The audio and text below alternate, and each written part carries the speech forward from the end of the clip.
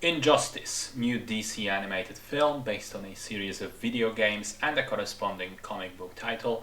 The concept is very simple. Superman's wife, Lois Lane, is killed along with their unborn child, with the whole thing being orchestrated by the Joker, who also then blows up Metropolis.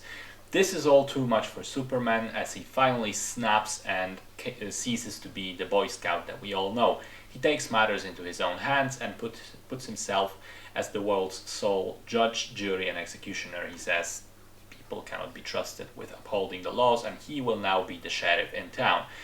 Some heroes end up supporting him, others, led by Batman, cannot accept this change and oppose Supes, which leads to conflict.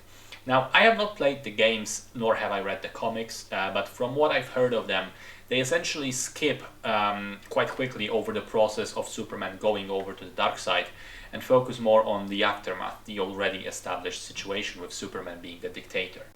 The film is different. It takes its time to show the slow descent of Superman into evil. I mean, at first it's just killing the Joker in revenge, which to many people, including myself, is completely reasonable. And then it's kind of a gradual, step-by-step process in which he slowly becomes more and more corrupt. I like this approach. I think it gives us a really interesting moral problem at the heart of the film, where you can kind of sympathize with both sides. I personally found myself torn because while I realize that the methods which Superman ends up utilizing are way too overblown, he fundamentally has a point. It's just that at some level he crosses a line. At some point he crosses a line. And I think you can make an argument for several different points on the timeline being that threshold, that uncrossable line, which to me means that the movie succeeds in establishing and exploring its central themes. I also liked how brutal it is. The killing of Lois and the Metropolis bomb were really upsetting at the beginning.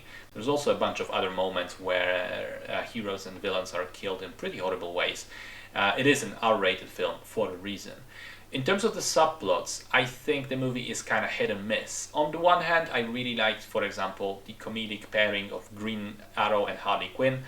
On the other, I think Damian Wayne's storyline is very shaky, and especially the part with Nightwing is just all kinds of bizarre.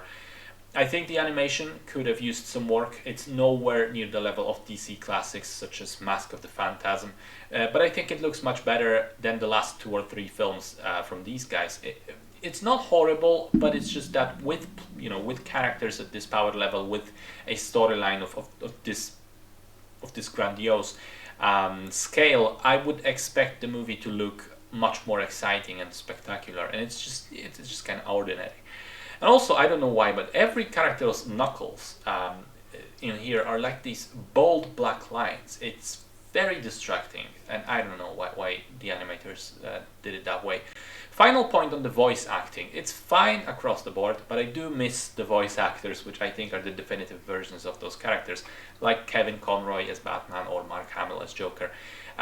The actors we have here, they sound noticeably different than what I'm used to, and since this is a movie for adults, I'm sure this will apply to many other viewers as well.